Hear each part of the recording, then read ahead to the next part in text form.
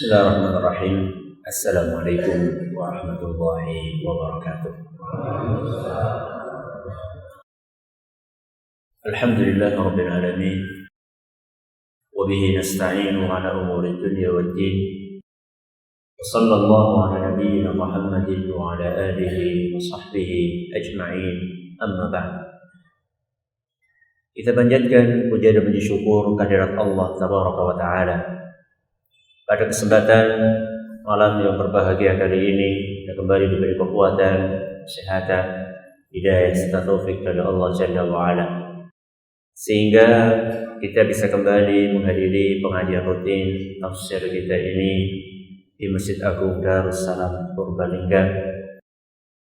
Kita berharap semoga Allah Tabaraka wa Ta'ala berkenan untuk melimpahkan kepada kita semuanya ilmu yang bermanfaat, sehingga bisa kita amalkan sebagai bekal untuk menghadap kepada Allah Jalla wa'ala. Amin ya Rabbal Alamin. Salawat dan salam semoga senantiasa tercurahkan kepada junjungan kita Nabi besar Muhammad sallallahu alaihi wasallam, kepada para sahabatnya, keluarganya, dan umatnya yang setia mengikuti tuntunannya hingga hari akhir nanti. Para hadirin dan hadirat sekalian yang kami hormati, dan juga segenap pendengar radio Insani di Purbalingga dan sekitarnya, para pendengar radio Roja di Jakarta, di Bandung, di Lampung, Kalimantan, dimanapun Anda berada, para pendengar radio Bas FM di Solo Tigo dan sekitarnya, serta para pemirsa Yufid TV dimanapun Anda berada. Seperti biasanya, sebelum kita memasuki materi pengajian pada kesempatan kali ini, kita akan sedikit mengulang apa yang sudah kita pelajari pada pertemuan yang telah lalu. Pertanyaan yang pertama, sebutkan 5 apa kira-kira? Nama hari kiamat. Jangan. Sebutkan 5 saja. Ya.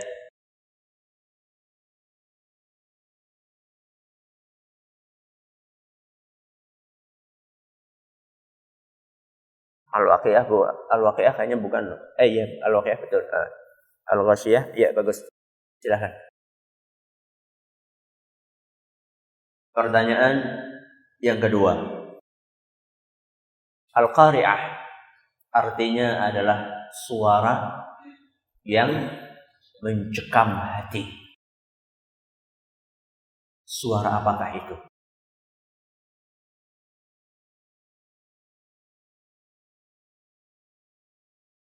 Bagus, silakan.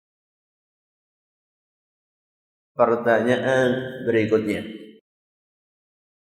Kata Al-Qari'ah di dalam surat Al-Qari'ah diulangi sampai 3 kali. Bukan ini pertanyaannya. Kemudian disisipi dengan pertanyaan sampai 2 kali. Kenapa? Kok kata ini perlu diulang sampai 3 kali dan disisipi dengan 2 ungkapan pertanyaan?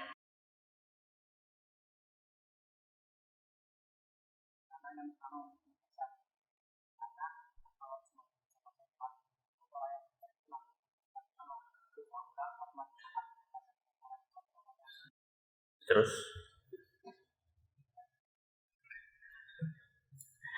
Belum? Sama? Belum? Hah? Benar-benar nyata? Bagus. Untuk menggambarkan betapa dahsyatnya kejadian tersebut. Pertanyaan selanjutnya, Nabi SAW menceritakan dalam sebuah hadis yang sahih, kalau ada orang pengen tahu kejadian hari kiamat seperti melihat dengan mata kepalanya sendiri, silahkan membaca 3 surat. Bagus. Silahkan. Pertanyaan terakhir, gongnya. Di dalam surat Al-Qari'ah, Allah mengumpamakan para manusia pada hari kiamat seperti laron yang berterbang. Adapun di dalam surat Al-Qamar, Allah mengumpamakan para manusia seperti belalang. Belum pertanyaannya, nanti dulu. Pertanyaannya, mana yang benar di antara dua perumpamaan ini? Terus maksudnya apa? Silakan. Dua-duanya benar. Dua-duanya benar.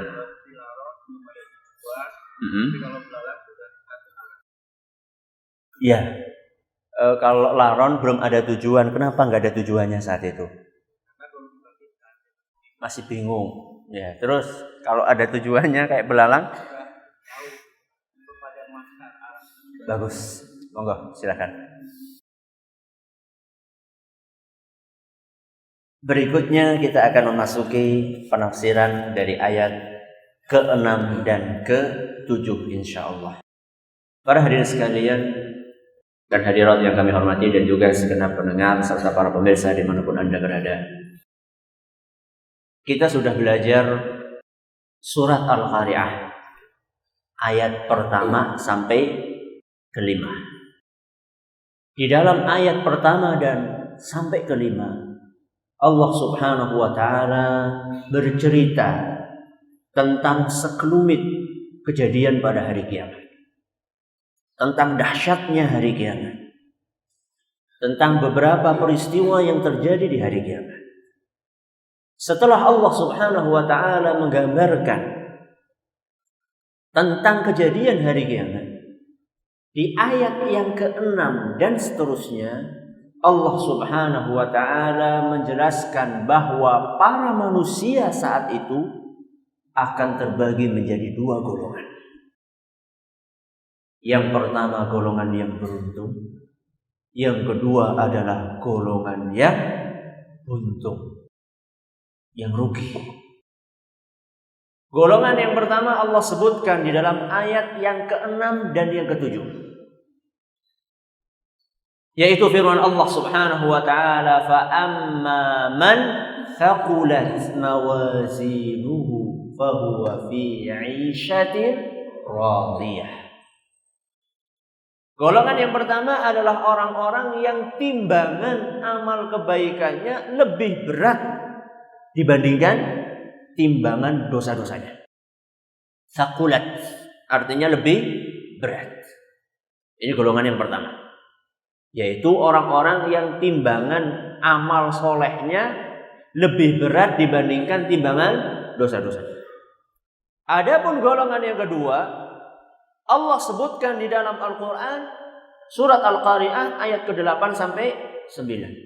Wa amma man khaffat mawazinuhu fa ummuhu hawiyah. Adapun orang-orang yang lebih ringan. Apanya yang lebih ringan? Timbangan amal solehnya dibandingkan timbangan dosa-dosanya. Fa ummuhu hawiyah, maka kembalinya ke neraka jahanam. Jadi di sini Allah Subhanahu wa ta'ala membagi manusia pada hari itu menjadi dua. Kalau enggak timbangan kebaikannya lebih berat, ya timbangan kebaikannya lebih ringan. Kita mulai dari golongan yang pertama dulu. Golongan yang kedua kita akan bahas pada pertemuan yang akan datang insyaallah, kalau kita masih diberi umur oleh Allah Azza wa Jalla. Golongan yang pertama, siapakah mereka yang beruntung? Mereka adalah orang-orang yang amal solehnya lebih banyak daripada dosa-dosanya. Yaitu orang-orang yang senantiasa tekun manakala mereka hidup di dunia untuk mengumpulkan pahala sedikit demi sedikit.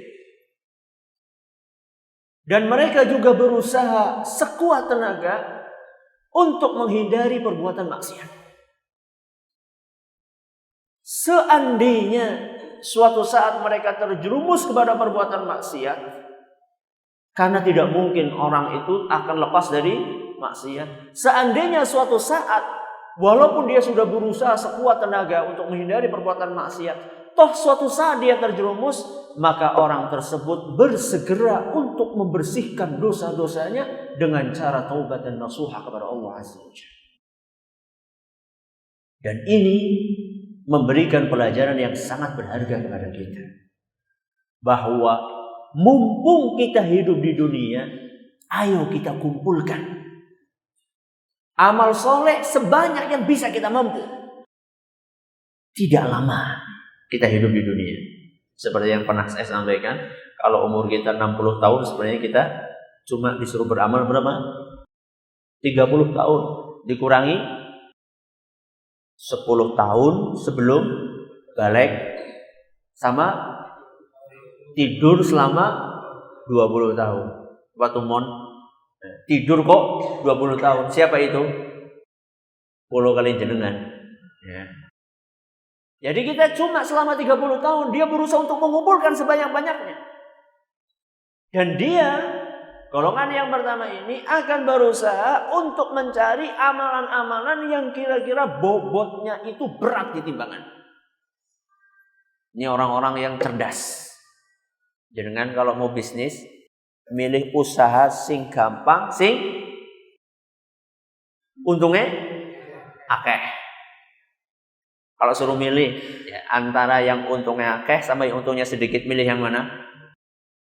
Sing halal. Ya iya. Kalau dua-duanya halal, milih yang untungnya lebih banyak. Begitu pula ketika kita beramal, mengumpulkan pahala untuk akhirat kita berusaha untuk mengumpulkan amalan-amalan yang bobot timbangannya itu berat. Dan ini menunjukkan kecerdasan seorang hamba. Ketika dia dihadapkan dua amalan dan dia tidak mampu untuk mengumpulkan dua-duanya, maka dia akan memilih amalan mana yang lebih berat timbangannya. Di sini saya akan menyampaikan dua contohnya. Amalan yang berat bobotnya. Yang ini jangan sampai kita terlewat. Kok sampai kita melewati dunia ini tanpa melakukan dua amalan ini, rugi besar. Yang pertama adalah tauhid. Apa? Tauhid. Yang kedua adalah akhlak yang mulia.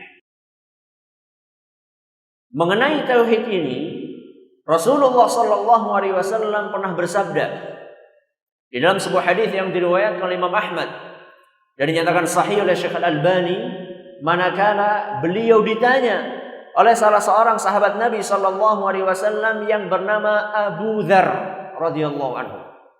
Kata Abu Dzar, "Ya Rasulullah, ausini." Wahai Rasul, nasihatilah saya. Begitulah para sahabat bersama Nabi SAW selalu meminta wejangan.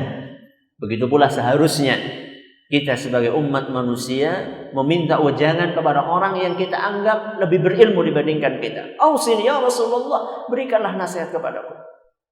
Kata Nabi SAW, "Idza 'amilta sayyi'atan fa'atbi'ha hasanatan tamhuha."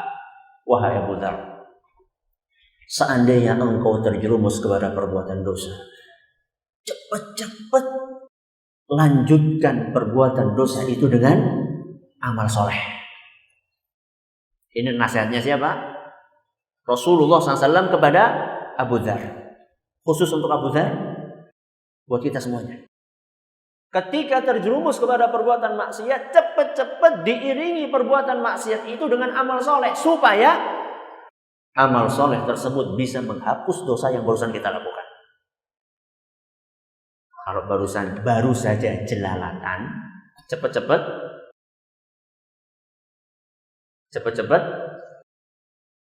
baca Quran. Karena jelalatannya pakai mata, makanya matanya digunakan untuk baca Quran. Kalau habis SMS yang nggak benar kepada siapa? Lawan jenis yang tidak halal, cepat-cepat diiringi dengan SMS yang benar. Memberi nasihat kepada orang lain, gak usah kepada wanita itu lah, nanti malah jadinya dan seterusnya. Jadi kalau baru saja kaki ini digunakan untuk berjalan ke tempat maksiat, maka cepat-cepat begitu pulang dari tempat maksiat, kemana? Ke masjid. Jadi digunakan untuk menghapuskan dosa-dosa yang baru saja kita lakukan. Jadi nasihatnya Rasulullah SAW kepada Abu Dzar, kalau kamu habis melakukan perbuatan dosa, cepat-cepat diiringi dengan amal soleh. Kemudian Abu Dzar bertanya kepada Rasulullah, ya Rasulullah, aminal hasanati la ilaha illallah. Wahai Rasul, apakah la ilaha illallah itu termasuk amal soleh? Ini pertanyaannya siapa? Abu Dzar kepada Nabi SAW.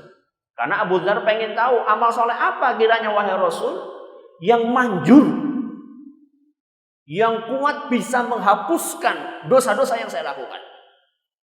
Karena kadang-kadang ketika amal solehnya tingkatannya tidak sebesar dosa yang dilakukan, belum tentu amal solehnya ini bisa menghapuskan. Habis berbuat zina, sekedar mengucapkan astagfirullah, itu pun istighfarnya anura temenanan, ya tidak sebanding. Tidak sebanding untuk menghapus perbuatan zina dia yang begitu besar. Habis melakukan perbuatan syirik, kursodakoh, mangpe, ya nggak sebanding lah. Makanya Abu Dzar bertanya, ya Rasulullah, aminal hasanati la ilaha illallah. Wahai Rasul, apakah la ilaha illallah itu termasuk amal soleh? Apa kata Nabi sallallahu alaihi wasallam, hiya afdhalul hasanat.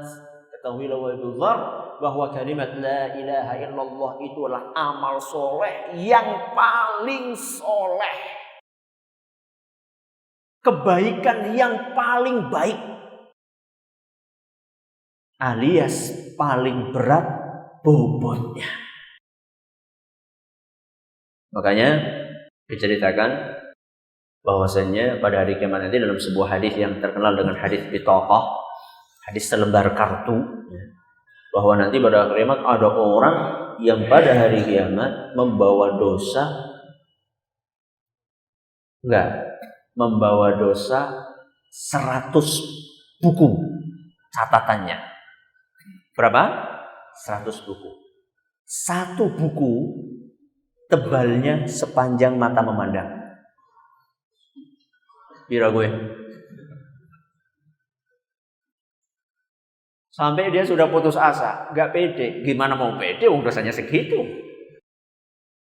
Oleh Allah Subhanahu wa Ta'ala ditanya, apakah kamu punya amal kebaikan? Gak punya, wahai Allah. Saya gak ingat ada. Kata Allah, la tutlamul yawm. Kamu itu gak akan mungkin dizalimi hari ini. Kamu masih punya amal soleh. Keluarkan satu kartu. Kartu wahai Rasul. Kartu ya Allah. Iya, kartu. Isinya la ilaha illallah. Kemudian ditimbang oleh Allah Subhanahu wa Ta'ala. Ternyata yang lebih berat kartunya. Jadi ini menggambarkan kepada kita betapa beratnya kalimat ini. Tapi ora kur ngomong tok. Nah, kur ngomong tok sih gampang temen kalau kayak gitu. Makanya tadi saya katakan amal yang sangat berat adalah tauhid. Apa itu tauhid? Tauhid adalah akidah, keyakinan yang benar.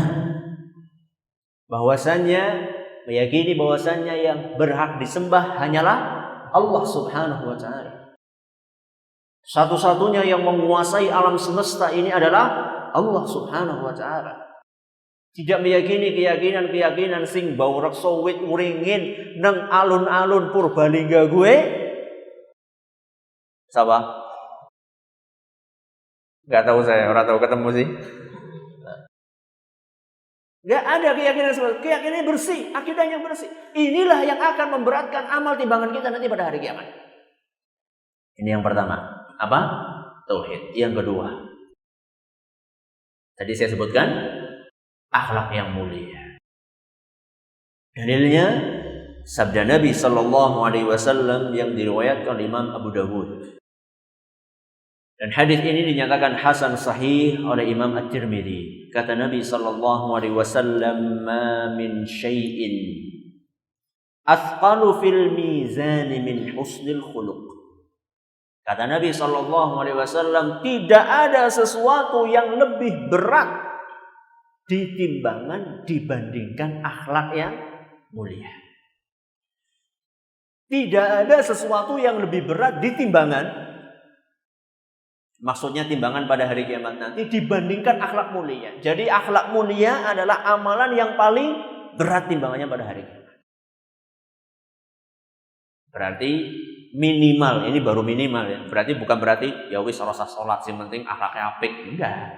Ini kita cuma ingin menggambarkan kepada kita contoh dua amalan, dua hal yang berat sekali timbangannya pada hari kiamat. Dan ini harus kita jadikan sebagai prioritas. Yang pertama, tauhid. Yang kedua, akhlak mulia. Berarti mana yang lebih penting? Sama-sama penting. Karena akhlak mulia di dalamnya juga ada akhlak kepada Allah Subhanahu wa taala, yaitu tauhid. Makanya jangan sampai berat sebelah. Sebagian orang tauhidnya kuat, tapi akhlaknya jelek. Tauhidnya kuat, akidahnya lurus, tapi ra tau gelem mesem. Akidahnya kuat, tapi tidak pernah mau salam sama orang lain. Akidahnya kuat, tapi lisannya suka memfitnah orang lain. Ini orang yang berat sebelah. Dikiranya kalau orang sudah berakidah kuat itu kemana-mana harus sangar.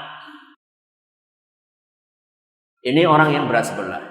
Sebaliknya ada sebagian orang akhlaknya apik banget, tapi esi gelemeng dukun.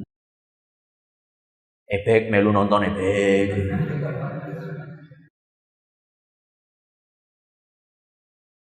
Malah melu mendem malah. Naudzubillah min dzalik. Jadi tidak ada pertentangan di antara akhlak mulia dengan akidah yang lurus. Seorang bisa berakidah kuat dan tetap berakhlak mulia. Sebaliknya seorang bisa berakhlak mulia dengan tetap berakidah kuat. Ini sebagian orang mengira bahwasanya antara dua hal ini harus dikalahkan salah satunya. Jadi kalau kita pengen termasuk golongan pertama, kita berusaha untuk mengumpulkan amal soleh. Gak cukup hanya mengumpul amal soleh. Orang yang ingin masuk golongan pertama, dia harus mewaspadai dampak buruk dari dosa. Karena bisa jadi orang tersebut memiliki amal soleh yang menumpuk, tapi di satu sisi dosanya bukan hanya menumpuk, tapi menggunung. Ketika ditimbang, amal soleh yang dia pikir banyak ternyata kalah beratnya dengan dosa-dosa yang dia lakukan, sehingga dia akan dijebloskan oleh Allah Subhanahu wa taala ke dalam neraka dan masuk ke dalam golongan yang kedua. Maka takwa itu bukan hanya menjalankan perintah, tapi menjauhi larangan. Kalau misalnya seorang bertakwa, dia menjalankan perintah, tapi larangannya dilakukan terus. Apalagi larangan-larangan yang tidak mungkin dihapuskan oleh Allah Subhanahu wa taala kecuali seandainya dimaafkan oleh manusia yang disakiti, yaitu larangan-larangan yang kaitannya dengan hak-hak Bani Adam. Salatnya mempeng, puasanya rajin, tapi boleh ngrasani luwih rajin. Ini orang-orang yang seperti ini terancam pada hari kiamat, nanti dia akan menjadi orang-orang yang bangkrut. Kenapa bangkrut? Karena amal solehnya akan dikurangi oleh Allah Subhanahu wa taala, diambil, dibagikan kepada orang-orang yang dizalimi. Maka hati-hatilah kalau yang kaitannya dengan hak Bani Adam, hati-hati sekali. Mungkin suatu saat kita perlu mengadakan pengajian tentang kezaliman, ya. Kezaliman, bagaimana bahayanya kezaliman. Jadi golongan yang pertama ini, selain dia mengumpulkan amal soleh, dia berusaha untuk menghindari perbuatan maksiat semampu yang bisa dia lakukan. Tapi sekuat tenaga apapun manusia meninggalkan maksiat, pasti suatu saat dia akan terjerumus. Itu gak mungkin tidak. Karena Nabi SAW mengatakan kullu bani Adam khata'un. Setiap anak keturunannya Nabi Adam mesti banyak dosanya, mesti. Terus bagaimana Ustaz jalan keluarnya? Jalan keluarnya muslim yang cerdas, adalah muslim yang ketika dia memiliki dosa-dosa, dia akan berusaha mumpung masih hidup di dunia, dia kurangi, dia pangkas dosa-dosa tersebut. Dia gugurkan dosa tersebut, dia leburkan dosa tersebut dengan apa? Kata Imam Ibnu Qayyim Al-Jauziyah, dengan 3 hal. Dengan berapa? 3 hal. Yang pertama dengan amal soleh. Yang pertama dengan amal soleh. Tadi sudah kita sebutkan hadis nasihatnya Nabi kepada siapa? Abu Dzar radhiyallahu anhu. Yang kedua, dengan taubat nasuha. Nabi SAW mengatakan, at-taibu minadz-dzambi kaman la dzamba lahu. Orang yang bertaubat dari sebuah perbuatan dosa seakan-akan tidak ada dosanya. Ini yang kedua. Yang ketiga, kata Imam Ibnu Qayyim, adalah musibah. Apa? Musibah. Kalau yang pertama dan kedua saya yakin familiar di telinga kita. Tapi yang ketiga ini musibah. Kok bisa? Iya, itulah hebatnya Islam. Kata Nabi SAW dalam Sahih Muslim, musibah apapun yang menimpa hamba, hatta syaukata yushakuha, sampai pun musibah itu bentuknya duri, kecocok keri, illa kaffarallahu biha min khataya, Allah akan menghapuskan dengan musibah itu dosa-dosa yang kita miliki. Enak enggak? Enak. Tapi syaratnya harus sabar. Kecocokuri sing metu sing sikile papat. Ya udah kurang dosane, malah tambah dosane. Sabar ya. 3 hal ini pernah saya bahas dalam sebuah makalah yang judulnya Pelebur Dosa. Judulnya Pelebur Dosa. Ini bisa di-upload, bisa di-download cuma-cuma di website tunasilmu.com. Tunasilmu.com, websitenya pondok kita, tunasilmu.com.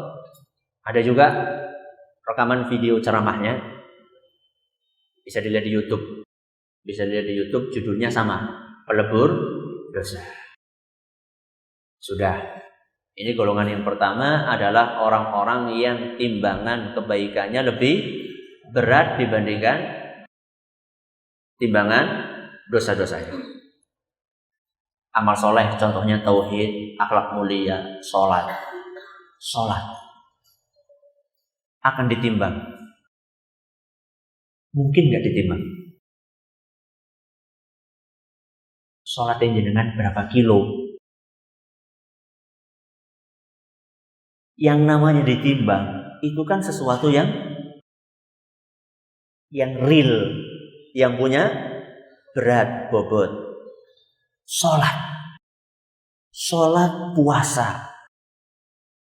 puasa, senyum, itu ada bobotnya enggak?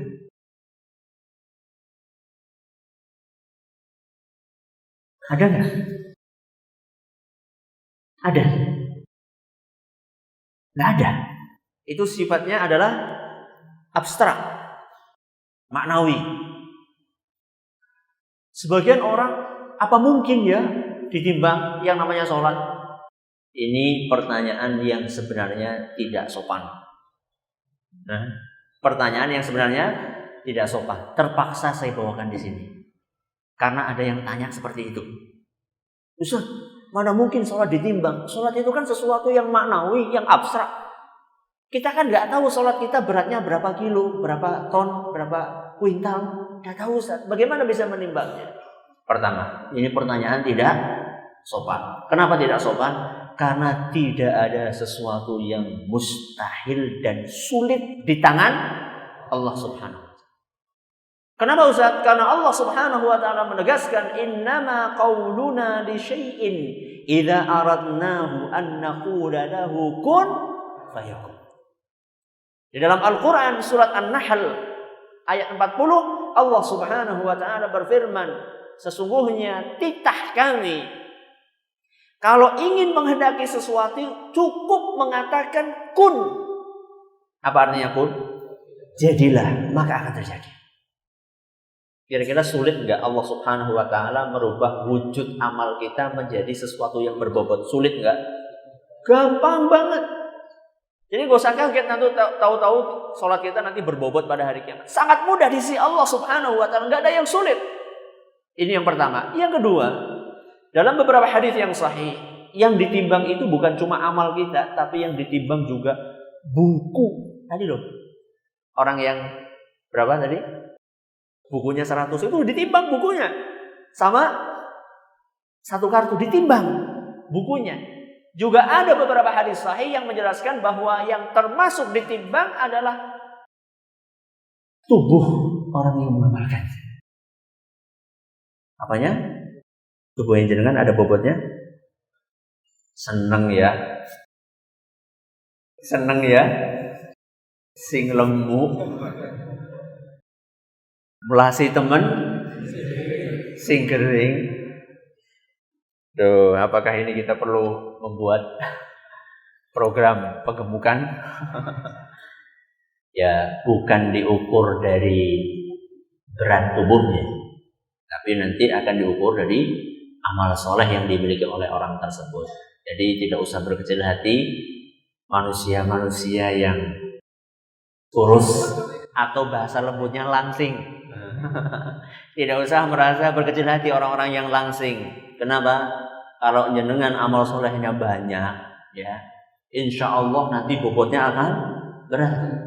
Dan tidak usah gembelengan orang-orang yang gemuk. Ya. Wah, nyong awak wis gede iki rasa salat. Kok ditimbang ngapot. Tidak. Nanti kalau misalnya amal solehnya sedikit pun nanti bobotnya akan ringan. Pertanyaan berikutnya, Allah perlu nggak sih timbangan? Apakah kalau nggak ditimbang Allah nggak tahu ukuran amal soleh kita? Tahu nggak kira-kira? Kenapa perlu timbangan? Ini pertanyaan. Karena ada sebagian orang, timbangan ora perlu, Allah itu Subhanahu wa Ta'ala itu maha tahu, nggak usah pakai timbangan-timbangan segala. Timbangan itu kayak kulo kali jenengan. Nggak tahu, kita cuma bisa ngira-ngira.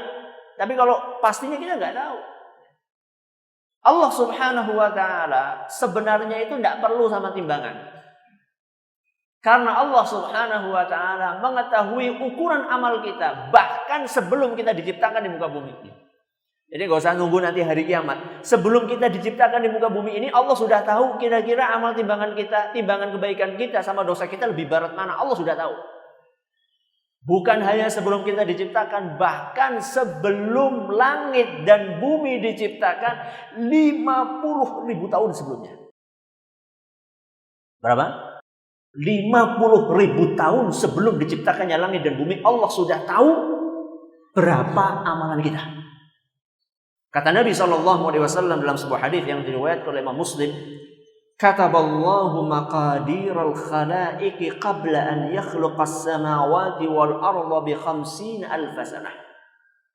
Allah Subhanahu wa Ta'ala telah menulis takdir seluruh makhluk 50.000 tahun sebelum diciptakannya langit dan bumi. Berarti Allah butuh enggak?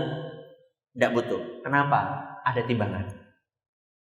Jawabannya untuk menunjukkan dan memperlihatkan kemahaadilan siapa? Allah Subhanahu wa Ta'ala di antara para manusia. Karena nanti pada hari kiamat ketika ditimbang, seluruh manusia akan melihat. Akan melihat bagaimana timbangannya si fulan, si fulan, si fulan, si fulan. Semuanya akan melihat amalan tersebut. Sehingga ketika Allah Subhanahu wa Ta'ala menjatuhkan hukuman, memasukkan seorang ke neraka, maka saat itu tidak ada seorang pun yang ada dalam hatinya perasaan, oh Allah itu tidak adil. Karena melihat dengan mata kepalanya sendiri. Bahkan sampai amalan yang begitu kecilnya akan didatangkan oleh Allah dan ditimbang. وَمَنْ يَعْمَلْ مِثْقَالَ ذَرَّةٍ خَيْرًا يَرَهُ وَمَنْ يَعْمَلْ مِثْقَالَ ذَرَّةٍ شَرًّا يَرَهُ. Walaupun cuma sebesar debu, zarrah, itu akan ditimbang oleh Allah Subhanahu wa Ta'ala dan dilihat oleh seluruh manusia.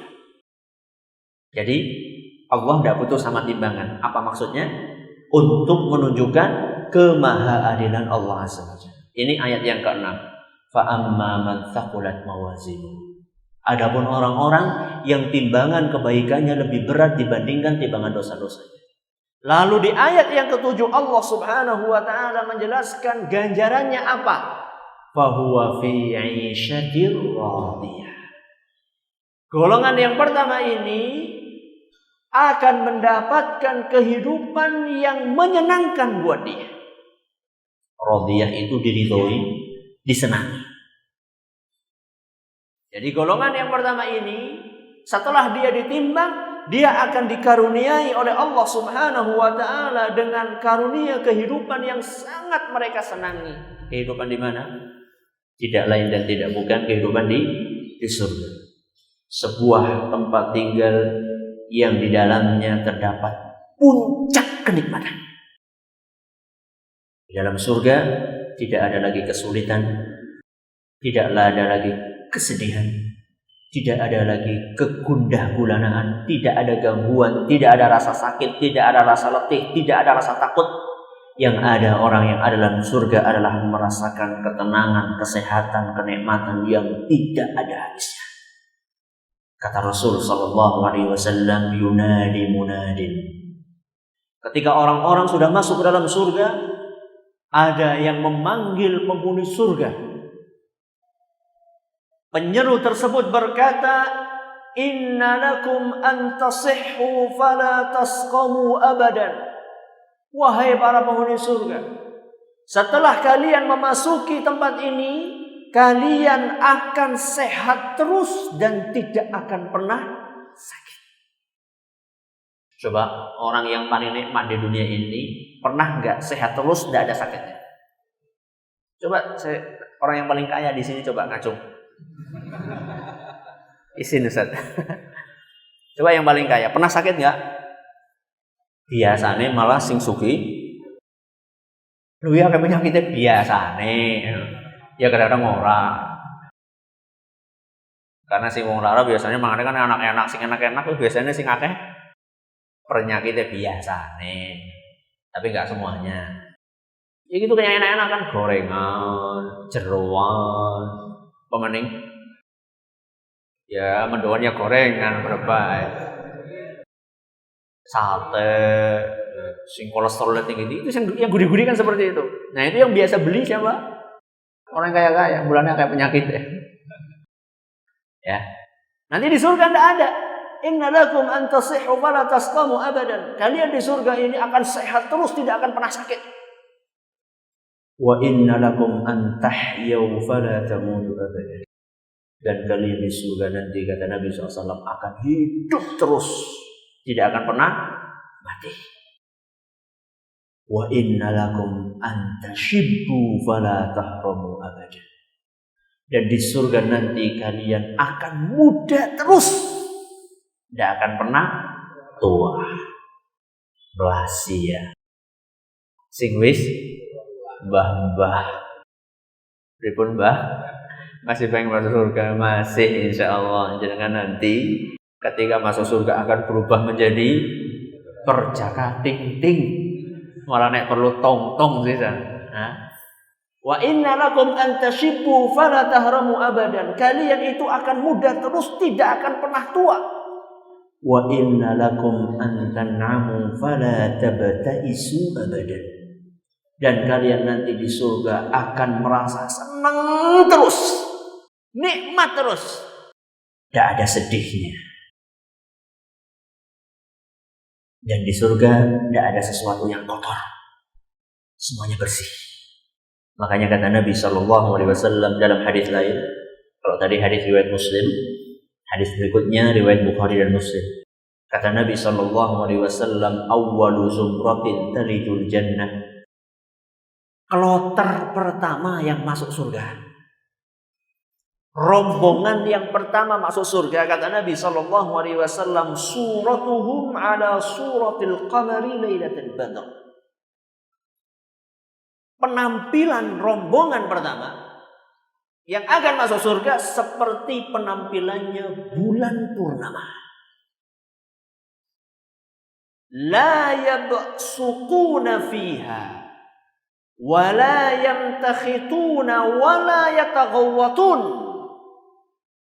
Mereka di dalam surga tidak akan pernah meludah dan tidak akan pernah mengeluarkan ingus dan tidak akan pernah buang air besar. Jadi rasa khawatir anak sing tugas bersih, tidak perlu. Kemudian kata Nabi Shallallahu Alaihi Wasallam, warashhuhumul misk, dan keringat yang keluar dari tubuh mereka adalah seperti minyak misk. Semoga kita termasuk golongan tersebut. Allahumma amin. Wallahu ta'ala a'lam wa a'lam. Terima kasih atas perhatiannya. Mohon maaf segala kurangnya. Kita tutup dengan membaca Subhanallahumma wa bihamdika asyhadu an la ilaha illa anta astaghfiruka wa atubu ilaik. Assalamualaikum warahmatullahi wabarakatuh.